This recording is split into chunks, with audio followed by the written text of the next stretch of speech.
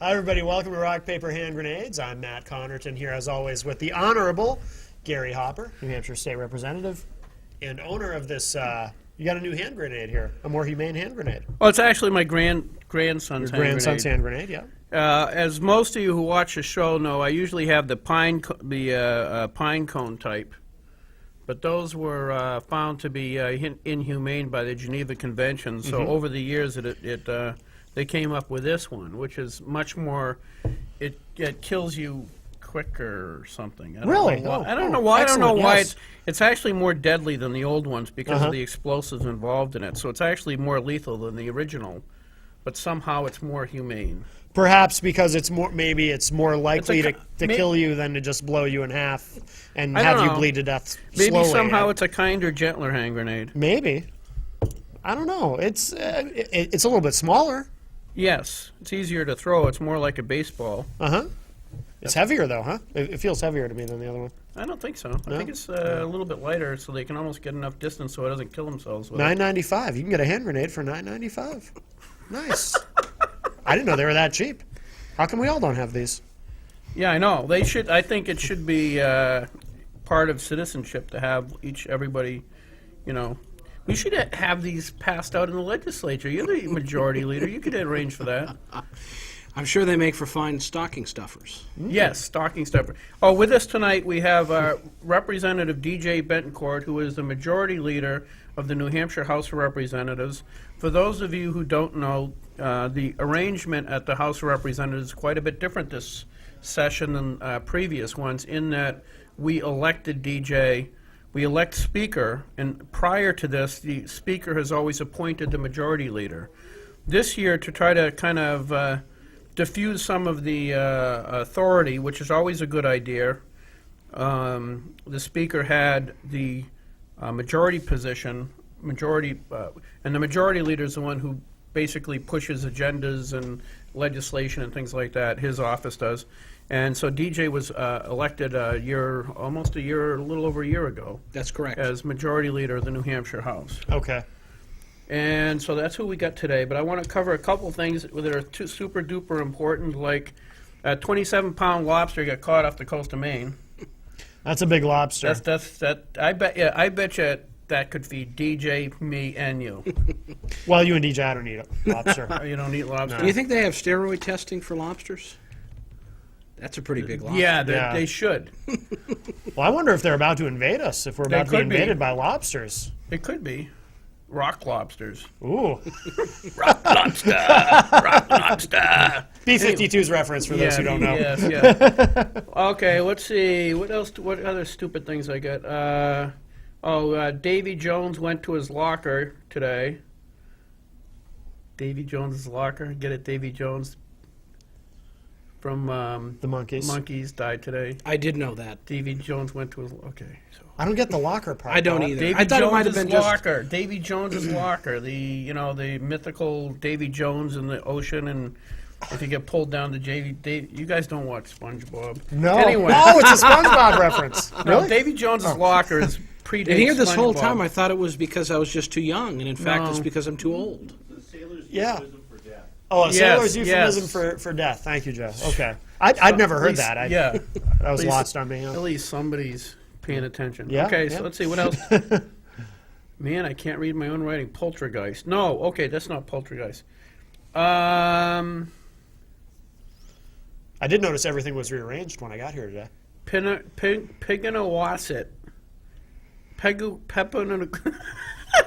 I love these Indian names. No wonder we beat them. They can't cotton pig and come up with a decent name for anything. I know, right? Pemigewasset? Is that what it is? Fishing game is under attack. Rick Olson, from remember we had Rick Olson on Yeah, a couple times, yeah. a couple of times, and he was writing on Granite Rock today about how the Pemigewasset fishing game is under attack by the liberals in the area. Back when I was a freshman, we were writing laws because the fishing game club in Hollis, which I think is Nashua Fishing Game, they had a fishing game club in Nashua many years ago, and they said, well, this is getting too crowded. We better move this out into the sticks. So they bought a bunch of land, created a gun club, And then these liberal commie scum-sucking jerks moved in next door and started saying, well, it's too loud. Well, you just moved in next to a gun club. What do you expect, you brain-dead son of a... Right. And so they started suing them. Huh. And so we passed a law, I think it was in 2001 or 2. I'm trying to think of who the prime sponsor was. But I think it's New Boston. But anyway, it doesn't matter. So we passed a law to say that you can't sue a gun club because of sound ordinances or something like Yeah. that. We made some sort of protection for them. Yeah. So they started suing them because there's lead contamination. Really? Yeah. Wow. They just got they're all these rich and aimless SOBs who have enough money to keep filing lawsuits. Yeah. And you got these guys who are just trying to run a gun club and they can't afford to defend themselves. Well, obviously, if there are environmental issues there, you have to be careful. But the noise issue doesn't make sense to me because, as a homeowner, one would think you would do your research about the neighborhood, Right. things around the Right. neighborhood. It's like Seems to be a failure to do the homework, It's like moving next to an airport and then complaining about the planes being too loud. You and know? then wanting to exactly. shut down the airport. Right, yeah, Yeah. exactly. Yeah, and it's the same thing, but it's politically correct to try to shut down fish and game clubs, but not airports. I mean, it's the same thing years ago when people would move next to a pig farm and then complain about the smell. Right. That's what they get for letting the Irish move into this state. I'm telling you right now. Anyway, Careful, Gary. Careful. I'm only half Irish, so it's let's see. Oh yeah, this is from Granite Grok, but I linked it to Rock Paper Hand Grenades on Facebook, and it was also mentioned on Rush Limbaugh.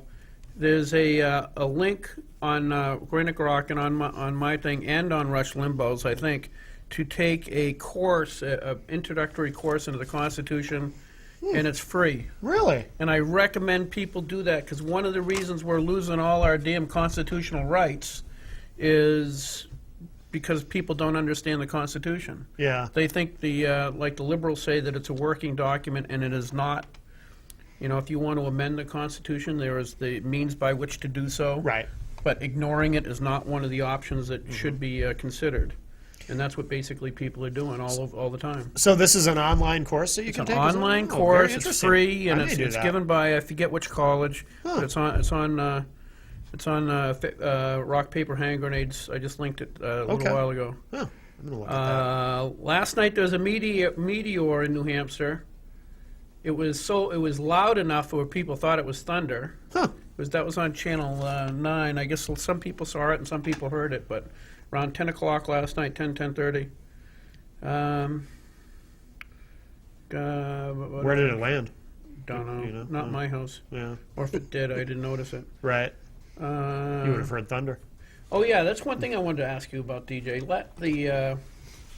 Before we get into the serious stuff, I'm starting to get really worried that the Republicans are, from the get-go, Romney has had too damn much money, and his super PACs have had too much money, and they have been toasting anybody that came close to threatening him. And it's getting so vicious that the turnout on some of these elections is actually starting to dwindle because people just don't care anymore because they. Well, plus there's not a lot of enthusiasm from the conservative base for Romney anyway. So No, there isn't, and the problem is we're so trashing they're so trashing each other, and I'd have to like Newt and when we were up here, Ron Paul's people were trashing Santorum and Newt. Oh yeah. There was like a tag team between Romney's people and Ron Paul's people to Yeah. cut anybody off at the knees that came close to Romney. And it's what do you think is the end result of that if it keeps going? Well, I think there are two important points to consider in this discussion. First is the nature of negative advertising. Everybody hates negative advertising. Nobody likes negative advertising. The problem is that it works. Yeah. People have done studies on advertising, and they have found time and time again that negative advertising works. And so if you're a candidate, it's tough not to fall into the temptation to go negative, particularly if you are behind in the race. So that's the first thing. People I have I to. remember hearing it was something like and I don't remember if you were going to spend $1 on advertising to get elected, for every dollar you spent on negative ads, it's equal to $10 trying to support yourself. I hadn't heard that. It's a huge ratio. It's not. But you are correct. Logistically, it is financially, it's the best way to go. a breakdown along those lines wouldn't surprise me. So Right. what has to happen is that citizens need to make it very, very clear in an election, we're not going to vote for a candidate who goes negative, and enforce that threat. Yeah. And it needs to be that at the end of the campaign, either the political scientists or the pollsters or the candidate maybe themselves needs to say, I paid a price for going negative. That's the first thing. The second thing is with specific regard to the super PACs. Super PACs have come about in reaction to the Supreme Court case Citizens United, Yep. Yeah. which is a very, very recent case, which the Supreme Court basically said that corporations have the ability to make political donations because it is a First Amendment right. Yeah. I happen to agree with the philosophical underpinnings of Citizens United. I believe in the First Amendment. I believe in entities having that right as well. But what happens now with regard to our campaign laws to address these super PACs will be very, very interesting. And I think because of this presidential election and the way that they've been used, you will start to see a very close examination of them. It's interesting. But by the same token, the super PACs really aren't to blame. If Romney, felt like the super PACs were doing him damage by trying to cut Santorum off at the knees, if he really thought they were doing damage, and although they're not supposed to have any communication in theory, That's the excuse they Yeah, use. yeah. So we Well, have no we- control we over have what no- they do. yeah, yeah. but that's we the both thing. know logistically that's a crock. But that's and the and thing. he could call them. He could have somebody call them, surrogate, yeah. a surrogate, whatever it is, and say, "Look, you're killing us. Cut the crap." But to your earlier point, Gary, it is because of that lack of accountability to the candidate that the super PACs are allowed to be as negative as they want. Famously, of course, anytime a candidate has an advertisement, they always have to say, I'm so-and-so, and I approve this message. Right. Therefore, voters know that whatever is said before or after that disclaimer is that person's essentially their own words. Yeah. And so if you want to go on and call your opponent a bad person and all of these nasty things, you have to be man enough, to get up there before or after the ad and say, I approve this message. As opposed to the candidates who are now able to say, I have no control over the super PACs, Right. and they can do It's whatever not they my want. fault. My mother did it. Yeah. Something along those lines. Yeah, exactly. Which still is a crock. Like I said, if they really wanted to put an end to it, they could have it done. But they're not. I Well, mean, interestingly enough, the Massachusetts Senate race between Scott Brown and Elizabeth Warren, the campaigns got together on their own and said, we will disavow all super PACs, those who want to support Scott Brown, those who want to support Elizabeth Warren. The candidates have met and decided that they want this race to be about them, and they don't want that outside influence. I didn't know that. That kind of amused me, because You don't buy it, do you? no. Well, there is nothing to enforce that agreement. Right. It is a gentleman's agreement. No, wait, Sure, no. sure. The part that does enforce it is they and I have the numbers wrong. I am positive, but basically they agreed that for every $1 million spent, just to pick a number, by a super PAC in a negative ad. Like, if in other words, if they're attacking Scott Brown, she would have to give him $500,000 in campaign funds or something like that. So I'm thinking, wow. Figure out how much money she's got, double it, and attack Scott Brown nicely. Right. Goodness gracious. I'm sorry. I just saw the way around that as soon as Yeah, I heard it on yeah. the news. Well, and as I said, they are irrelevant. They are a relatively new phenomena, as I said, emanating out of Citizens United. And it will be interesting to see how Congress reacts to it. Yeah. And what, if anything, they do to tighten up or regulate their behavior. Yeah. See, I think there's another way to look at it. I think you could look at it as if I'm running for my state rep seat and somebody creates a super PAC to attack me, I've made it. You know what I mean? That's right. Yeah. I mean, I fantasize about such things. I mean, That may be a little bit too no. much information. yeah, probably. All right. He's always talking about his fantasies on the show. Yeah. It's really awkward. All right. Something I kind of wanted clarification. Last week, I think the Judiciary Committee, which I'm theoretically a member of, also. A side note: the chairman of Judiciary tells me the other day. So after a committee decides a bill, let's say it's Bill X000, the chairman, typically whoever makes the motion to kill the bill or to approve the bill, is supposed to write a blurb, which is a brief description of what the bill is and why the committee decided the way it did. Yeah. So the chairman said, Representative Hopper, you're writing the blurb on so-and-so. I says, no, I'm not. And it was about title loans or something like that. It was some title type loans. And I know absolutely nothing about it. Yeah. And he says, you're going to write, I says, no, I'm not. He says, well, I think maybe you don't understand me. You're writing the, I says, no. I said, absolutely not. I am not writing a blurb on something I don't understand the subject matter well enough so that if somebody comes up to me in the halls of the legislature and says, this is what you decided on your blurb, why did you do that? I should be able to explain that. Right. Yeah. So I told us no. Responsible legislating. Yeah. Yeah. This is no way, I'm not doing it. But anyway, so he and I are having fun. So last week on 1264, I think we discussed this a few weeks ago on our show. And I know it's politically this is a stupid bill, okay? All right. But I try not to let common sense dictate my behavior, as for you, you. as you know. Good for you, Gary. Yes.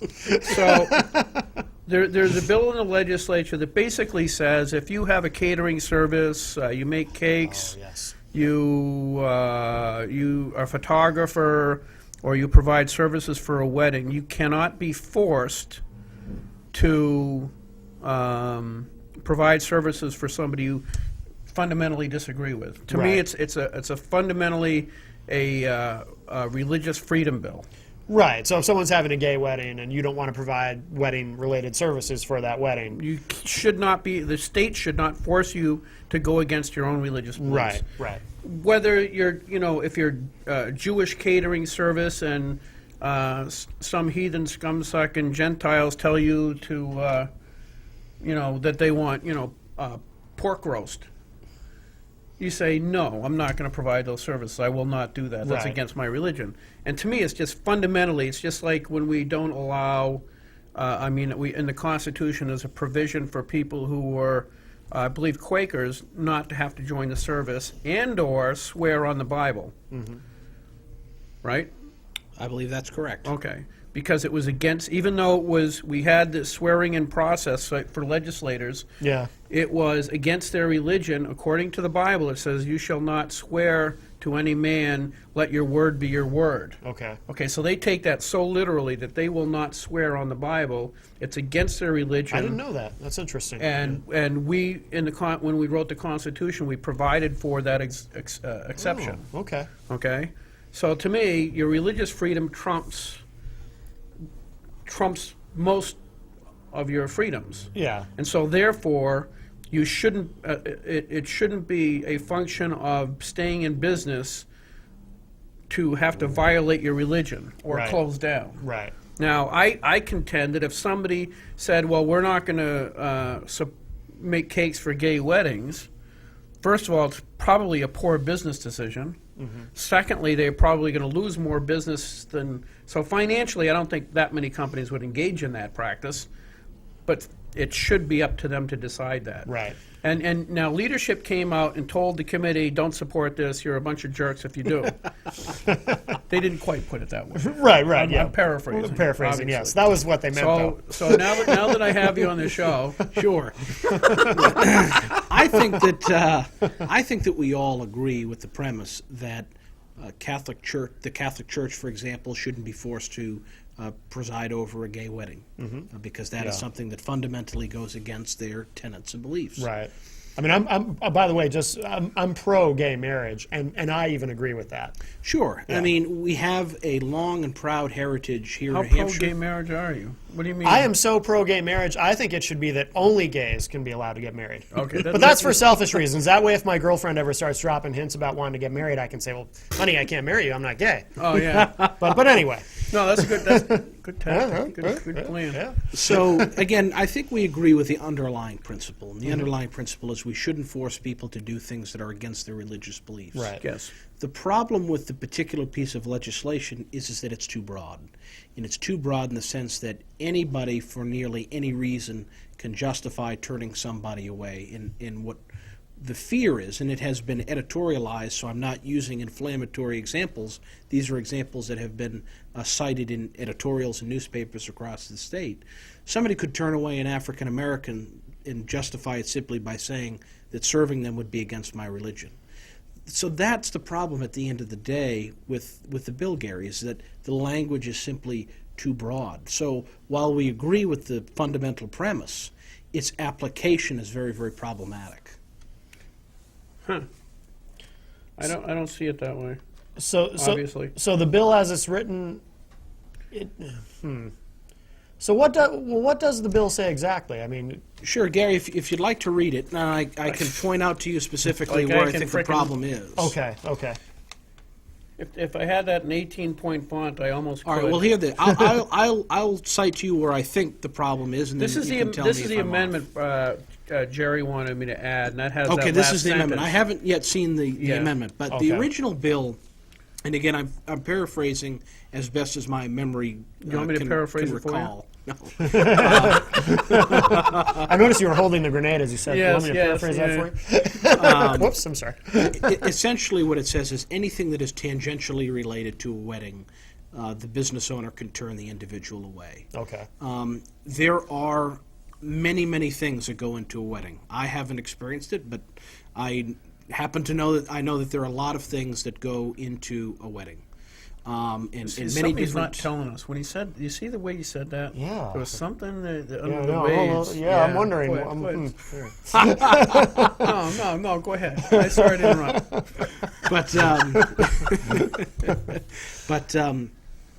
So the problem is, of course, is that when you go out to get one of those services that is tangentially related to the wedding, it gives people, many fear, a justification to discriminate. For example, if somebody goes into a flower shop, of course, flowers are a big part of most weddings. The person who owns the shop, and again, Gary's right, there's market forces and business common sense that safeguard against some of these extreme examples, but they do in fact exist. That the person could turn a customer away simply because they don't like how they look. Yeah. And that's a real fear. We don't want to discriminate here in New Hampshire. Right. We want to be responsible in addressing issues, and you have to strike that fine balance in this case between making sure that we're not forcing people to do things that are against their religion, but also ensure that we're not allowing businesses to discriminate. Yeah. So that's the rub. Oh yeah, life's fun, huh? So the bill as it's written. This is why I'm asking what the bill exactly says, though. The bill. So the bill doesn't specifically say. It doesn't specifically address gay weddings in terms of. No. It does someone's not. religion. It says things. No, because you had to you couldn't, because that's a little bit too much, because like I like the other example I gave, if you were a Jewish catering service, Yeah. and a Gentile wants you to come, have a pork and bean dinner for their wedding, Right. that they shouldn't be obligated to do that. Right. Okay.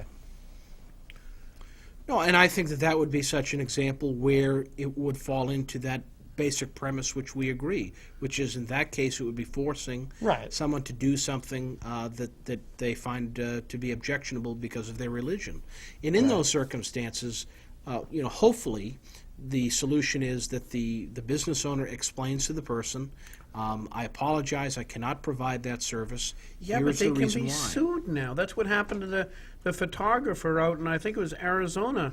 A gay couple went in and says, we want you to do our wedding. She goes, I'm a Christian. I can't do that. That's against my religion. That's true, And Gary. they got sued. But that is Arizona, and I think that when New Hampshire implemented gay marriage 2 years ago, they specifically attempted to address that issue. Now, again, that's putting aside whether or not you're for or against gay marriage. Right. But I do think that the authors of that bill did attempt to address that issue. I believe, if I remember correctly, they addressed pastors and things like that, but it wasn't business owners who might be providing services. And in those cases, we should perhaps take a more close look at the law and try to fashion remedies that deal with those situations. But to try to address it broadly, you're going to find that certainly in some cases, as I've described, you could have some very serious unintended consequences. And the unintended consequences in this case are discrimination. Okay, and that's why I hate you. So anyway, we're going to No, you want to talk about the jobs and the economy, so I don't want to. I'm going to. We'll deal with that later. Sure. Yes, you'll deal with that later. It's certainly a good enforcement tool. Speaking of the bullying, Bill, I actually offered leadership to speak on that. I guess you guys didn't need me. No, I was at the doctor that morning anyway. I think it happened before I was at the doctor Wednesday morning because I issues. But so that went down in flames. If the bill was defeated. Yes. I just thought that was so ridiculous. Well, listen, each speaker has their own style, and I can tell you that I would never tolerate bullying, and if I ever saw it, I wouldn't tolerate it.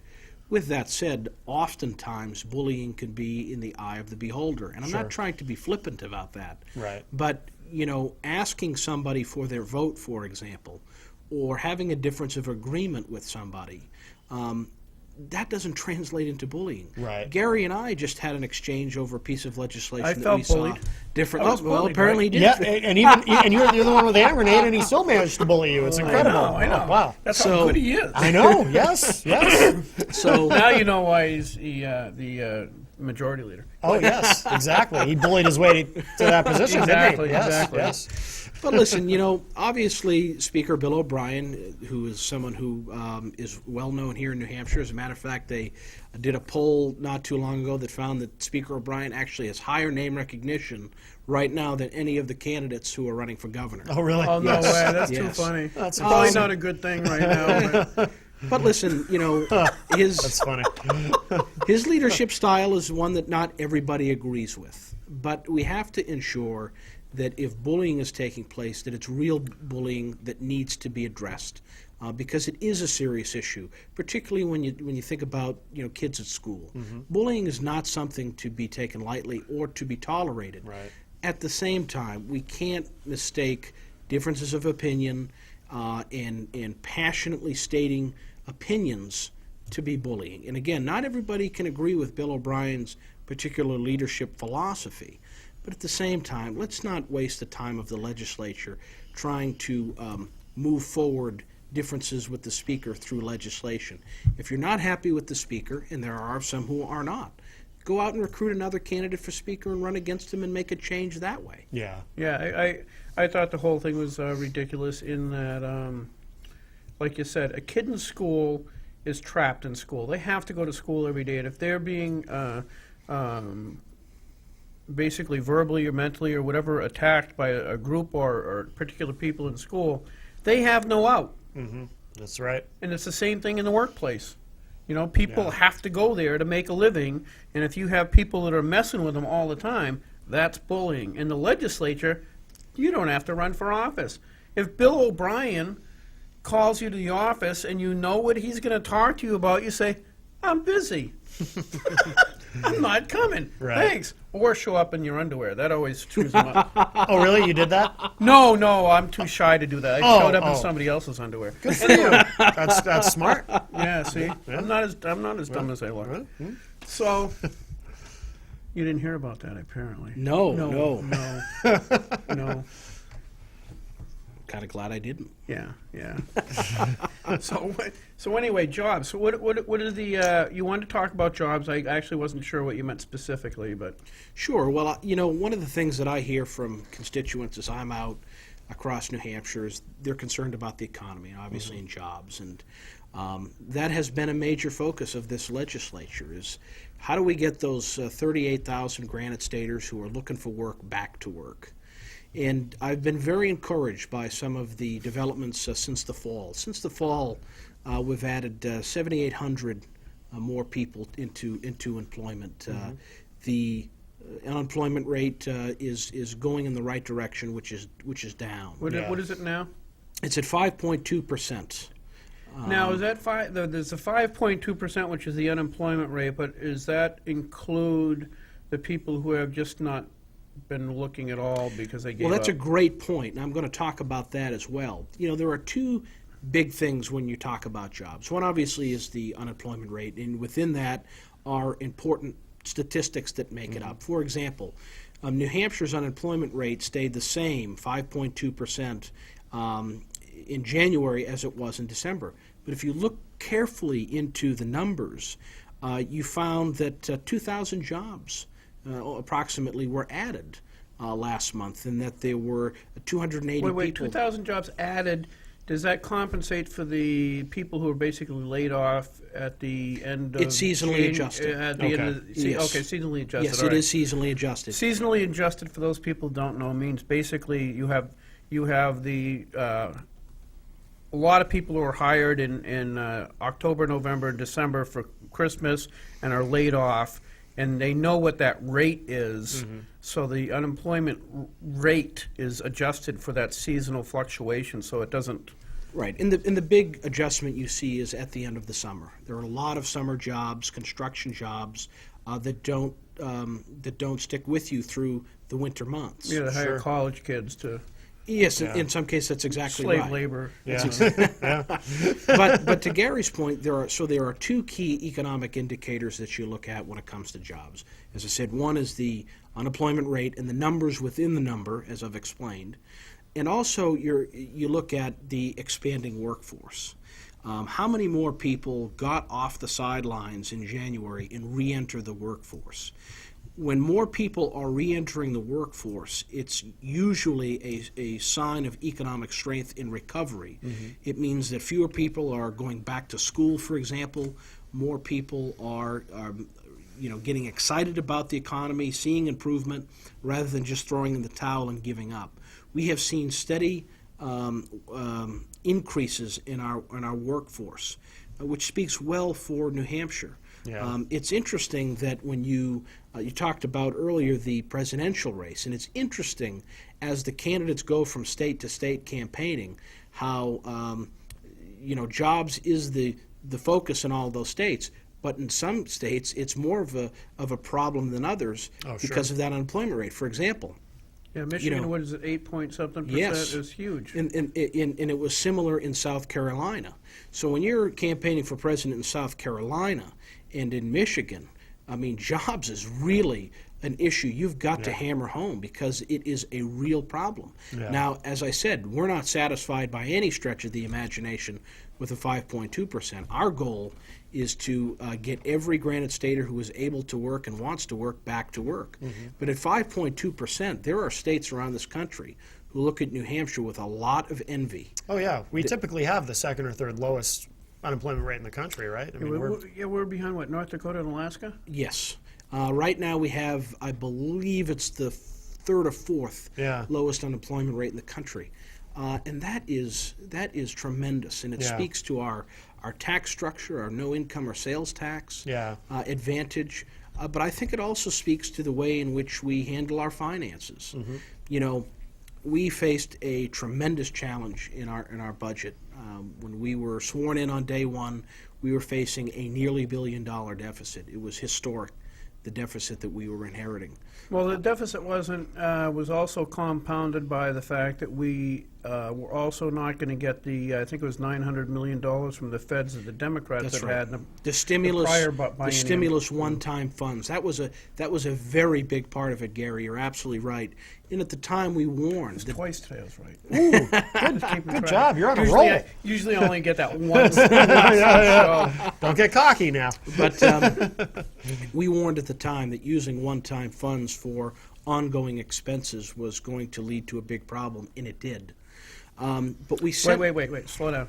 So when you use one-time funds for for the budget, what happens is you have Department A whose budget is $100, and then they get the one-time fund, so it's $110 because that's their percentage.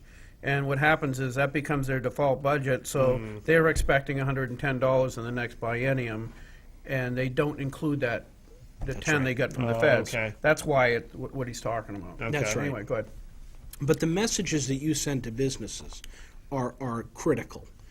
You know, in tackling our budget, we made it very, very clear that we're not going to tax our businesses. We're not going to engage in trying to find creative ways to tax our small businesses, as the Democrats attempted to when they came up with Attempted to. an LLC. That's true. They passed Attempted it. to? It was repealed There was before it took a effect. few a week. Gary is again correct. They passed it. They passed it, I'm but losing track now. but I'll repealed take off my it. shoes by the time this is over. But repealed it before it took effect. Yeah. Point being, we made it clear to our businesses, you know, keep your head above water. We are here to do everything that we can to create a business atmosphere here in New Hampshire that allows you to expand and grow.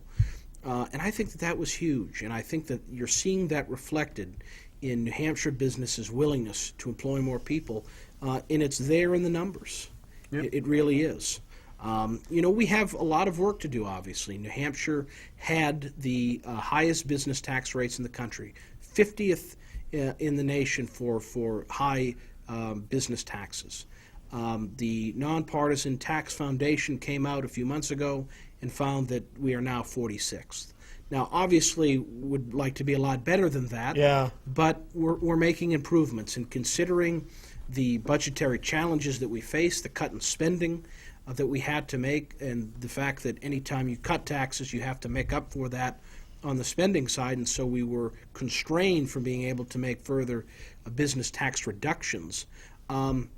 We're proud of the fact that despite that, we still improved, and Yeah. we are sending clear, positive messages to our businesses.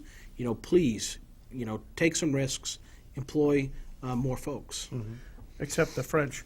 So, That's a lot of people to leave out in oh this yeah, state. probably. So the fundamentally, if I remember my numbers correctly, we went and reduced the actual state budget by 12%. Correct? Yes. So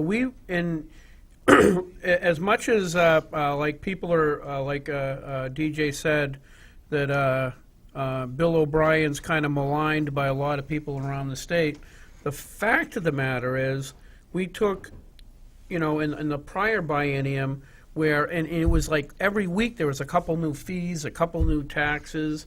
I remember there was a state rep from Hillsborough got up and said, well, we need a $5 a barrel on tax for 55-gallon barrel of hazardous material.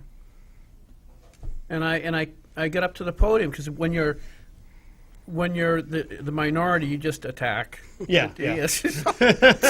So Yeah. this poor guy goes up and I said, well, you have one of the a big corporation. It's what is in Hillsborough? Sylvania. Yeah. You get Sylvania in Hillsborough. Do you have any idea how many barrels of chemicals they have around their plant and how much this is going to cost that particular company and how many jobs are going to be lost if we implement this? Oh, I don't know. I haven't thought about that, but we really need the $5. We really need this $5 for, I forget what it was, some Right. chemical suits for. But it's not like they're not good ideas. Right. Okay, it's not like the Democrats are saying, well, we want every child in the state to have, a new puffy doll and spending money like that. They're actually reasonable causes. Yeah. It's just you can't afford them all. Yeah, you got to think about the consequences of what they're you're doing. not, Yeah. and they were doing that every cotton picking week. Yeah. It was relentless. So we went from that structure to taking their budget, which was inflated by the $900 million from the feds. They also went after the, and I've said this before on the show, to get doctors in some of the more rural areas. We had all the doctors in the state basically pulled their liability money into this. I think the state helped organize it. But basically, this was the doctors' money, and the Democrats even went tried to grab that, steal it from the doctors so that they could try to balance the budget. So that was to go from that mentality and switch 180 degrees to a 12% reduction is mind-boggling, and I'm glad I had nothing to do with it. Yeah, you talk about first you have to appreciate that spending reductions are always more popular in theory than in practice. One of the clear messages that we heard in the 2010 election was enough of the spending, enough of the taxes. And I think that was a very good message. I think it was a responsible message. I think if we want to continue to enjoy the New Hampshire advantage, it was a message that must be listened to. With that said, I think people often forget that there are sacrifices that have to be made when you have budget reductions. One of the famous budget reductions, of course, was the reduction in funding to UNH. None of us here intended to target UNH for spending reductions. It's nothing personal that's not against true. UNH. Well, at least it wasn't for me. Valancourt was going after him big time, trying to get rid of the funding for national or New Hampshire Public Television and stuff like that. Well, but I think there Steve brings up a good point, because you have to start making value judgments on things. And from the state's perspective, it was, okay, are we going to help needy children? Are we going to help seniors with heating? Are we going to help those who are homeless? Are we going to fund those programs? I think we should, because those are folks who are relying on the state as the last line of defense for their well-being. And so you have to fund those folks, which leaves less to give to a place like UNH. So again, it's not personal. But when you look at a place like UNH, you also find that there are areas within that system that they can find spending reductions. For example, there's a piece of legislation in this session. We passed that this last week, didn't we? It did, but it's also now it's going to the Finance Committee. Okay. Would have significantly pared down the Chancellor's office. The Chancellor's office is a layer of bureaucracy that is just not needed. And when you are in tough budgetary times, that's the kind of bureaucracy and waste that have to be carefully scrutinized and examined, and in some cases gotten rid of. The Chancellor's office is a specific office that oversees, I think, the operating The business aspect. aspect of UNH, Keene State, Plymouth State, and all those other those state and probably the community. No, not the community, just communities state? are done different. The community colleges are done differently. But with that specific case, But that was originally intended to organize these things to make them more efficient, and it ended up being what is the Well, it followed what the did Reagan same- say that the only thing that's permanent is yes. a government program and death, it's or the closest thing to eternal life we'll ever see on life. this earth. Okay, yeah, that was it. But the Chancellor's office followed the trajectory of any bureaucracy, and that is it tends to grow. So in looking at that particular piece of legislation, we identified two things. First, the world is changing, and our approach to education has to change as well. There are different products offered at UNH, at Plymouth, at Keene State, at Granite State College. And we should recognize that fact, that a kid who's looking at Plymouth State is looking at Plymouth State for a very different reason than they're going to look at UNH. We ought to recognize that. In that recognition, we should allow these universities to have more autonomy in how they do their business. And there's a perfect example of efficiency in the system, adjusting to ensure the best quality education for the student's dollar, and getting rid of bureaucracy, and finding spending reductions, which we hope at the end of the day will go toward reducing tuition at UNH. But I'll tell you that when I was at UNH, I was there for 4 years. It's a wonderful institution with a lot of great people. With that said, every year I was there, a public works project was done, a new building went up, a statue was erected, and those are great things, and they mean... Would you still say that if one of those statues was dedicated to you? I would, goodness gracious, I should hope not. But point being is, those things are important to education and to the pride that students have in their university. But there are times when you have to say that the budget simply can't afford that, and so those things are going to have to wait. Right. I mean, yeah, they could have. I know we had Valancourt, myself, and a few other local state reps were invited to a meet and greet over here on Canal Street at the UNH outlet or whatever it is. And Valancourt was attacking. He's He's a colorful man. he's a colorful guy. Well, I think... but oh, go ahead. We have a call. Oh, very good. Hi, welcome to Rock, Paper, Hand Grenades. Who's on the line? Hey, what's up, guys? It's Jack. Hi, Jack. Hey, you guys, I just flicked it on. You guys are talking about colleges, and it was funny because I was just looking up stuff on Google about Sally Mae, and I'm basically in a situation. I mean, I tell everyone I know not to go to college. I mean, any of my cousins, anything, and it sounds bad, but I think it's going to be a trend more and more until they figure out about the student loan crisis. Because, in my opinion, it's a big scam. I mean, you people preach, oh yeah, okay, go to college. You got loan officers set up. Go to college. They're basically working for each other. I mean, my student loan advisor, I thought was in, looking out for my best interests. I mean, I pay $700 a month. I pay $700 a month to Sally Mae. $72 comes off the principal a month. I will be paying. I took the loan out for $70,000. I've been paying it for 9 years. What I just mentioned, and I owe $135,000 on it. Yeah. So it's a giant tough. scam, and you can talk about helping kids out, and you want to go to college and have pride. Everybody I talk to, everything online is all the same stuff. I mean, it's just all corporate, man.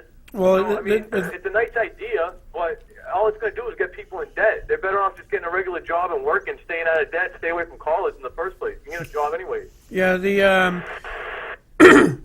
thanks for the call. How come no one talks about that, though? I've been watching this television channel for 2 years. There's never been a topic about student loans. Ever. I mean, it's one of the biggest problems facing our youth. And the only one that can't get their loan fixed, it's not someone who had a subprime mortgage rate or whatever, this and that. It's only the young kids that are trying to make something out of their life, that are told their entire life, you got to go to college, you got to do this. Those are the only ones that can't get out and can't get any help out of their friggin' loans. You know what I mean? Yeah, to answer your question. I'll hang up and listen, all right, pal? Yeah, sure. Okay, thank you, Jack. Thank you, caller. Later. One of the issues is anytime you let the government get involved in anything, it jacks up the price. As soon as you have these guaranteed loans where the federal government is guaranteeing loans, it makes the money easier to get. If the money is easier to get, the more expensive things get. So in other words, because that money is so fluid and so accessible, more people are going, which creates more demand for a service. The more demand, the higher the price. And fundamentally, depending on what education you're actually seeking in college, you can't pay it back. Yeah. It's getting You tougher. know, I mean, it is not. I mean, if you're going, I was trying to tell this to my nephew who's going to UNH, and he's going for music, and he really loves music. But if he actually has to pay, $200,000 for a college degree in education, where are you going to use that? Right. Well, It's hard. It's hard. Well, and I like the kid, and I love him, but it's just like the reality is just so profoundly different. And the people at UNH and all these colleges around the country, they want more loans so they can course. keep getting more money. Of course, yeah. Well, I can certainly understand and appreciate the caller's frustration. Yeah. The debt that our students are walking out of our colleges and universities with is tremendous. It's nearly a mortgage on a house. I think the caller raises an important point, which is parents need to sit down and have a very serious conversation with their kids toward the end of high school and say, obviously we want to provide you with the opportunity to go out and pursue your passions, your talents, but what is it that you foresee yourself doing? And if it's in a trade, then there's no reason to go through the traditional four-year college experience. Right. The parent should guide that student toward a community college program that will get them the education that they need.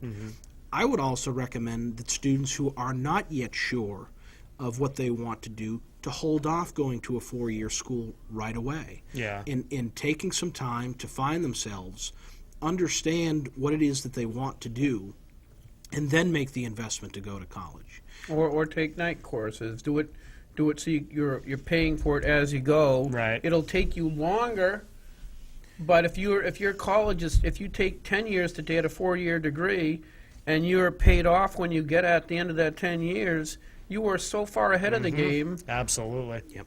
And one of the things I'm thinking about looking at is creating a study committee, to look at an optional 5th year of high school in which the student can go and receive their associate's degree at the end of that experience. Oh, that's interesting. We would have to consider how we would fund those additional expenses to our Sure. schools. But for our students and for that debt that the caller was talking about, it could be monumental. Yeah, that's a very interesting You idea. know, Yeah. and our society is going toward one where the traditional four-year school doesn't necessarily get you to where you want to go. You're Right. finding that companies are looking for students with master's degrees, depending on what the profession is, even higher levels of education. That means more student loans, Yeah. and that means more debt. And at the end of the day, Isn't that a function of the fact that so many people are ending up with 4-year degrees, that now that's becoming similar to a high school? In other words, it's part of the problem. You're it's hard to say that. I know everybody says education, but it's almost like we're overeducating. well, How many people do we need with master's degrees to flip hamburgers? Well, when I went to UNH, and I know it's still the case, you had to take what they call general education requirements. Yeah. And essentially, it was a 5th year of high school. Right. It was teaching you the things that you were supposed to have learned in high school. Exactly. And Gary, again, I think you were right. Those are the types of four? things. Four. Those are the types of things that colleges and universities should say. The kids need to learn those things in high school, and that is not our And if job. they haven't learned it, you're not welcome. Well, but there needs to be a recognition that you can't prolong a student's education on things that they should have learned in high school. Correct. And that you go to college to get an education for a profession. And it's not there to hang around for 2 years while you find yourself and accumulate this tremendous debt. And again, this is not to say that I don't value the fact that students go to the college experience to find out what they're best at. And it's often the case that, on average, I believe a student will change their major twice. Yeah. Because yeah. of the experiences they gain there. And make no mistake about it, those experiences are very, very valuable. But when you're talking about the Talking increasing... about the parties? No. But when you're talking about, the cost of tuition, Yeah. we have to think differently, and the schools have to think differently. But at the end of the day, the caller's frustration comes down to too many of our students are leaving college and have no job. Yeah. They have no means No way to by pay which back to the pay debt. back the debt. Yeah. And that's why here in New Hampshire we have to make sure that political leaders such as Gary and I keep focused on what can we do to create and grow jobs. Government I firmly believe, does not create jobs. Right. Rather, it creates an atmosphere by which, Government's all about infrastructure, not jobs. well, It creates the structure to create jobs. It does not create the jobs themselves. That's right. We're And almost out so of time, by the way. And so that, at the end of the day, is the best thing that we can do for our students is Yeah. create an atmosphere where they can get a job after college. One last thing, I know we are running short on time. New Hampshire has a big problem, by the way, with retaining students to stay in New Bungee Hampshire. cords. We should use After bungee. they call it a brain drain. Yeah. And I can tell you that there were kids that I went to school with at UNH who were absolutely brilliant. One of these kids, I swear, will be the next Bill Gates. He'll come up with the next the I something, I'm Yeah, sure. yeah. And but we weren't able to keep him here in New Hampshire because there were no jobs. And so Yeah. we're going through ensuring that the product that we offer at our universities is good, so we can attract students to come to school here. Now we have to create a jobs atmosphere to keep them here. Absolutely. Yeah, the other thing, when we had that meeting with Steve, when Steve was assaulting those poor bastards, one thing I pointed out was that a lot of it is a scam. I mean, the books.